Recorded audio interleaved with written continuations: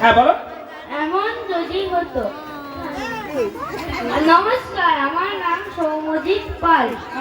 এই সুন্দর অনুষ্ঠানে আমি একটি কবিতা আবৃত্তি করে শোনাবো।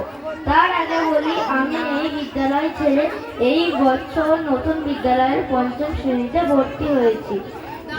এই বিদ্যালয় থেকে আমি অনেক কিছু শিখেছি। আমার শিক্ষক শিক্ষিকাবৃন্দ ও বড়দের প্রণাম জানিয়ে আমি আমার কবিতা শুরু করছি। এমন যদি হতো।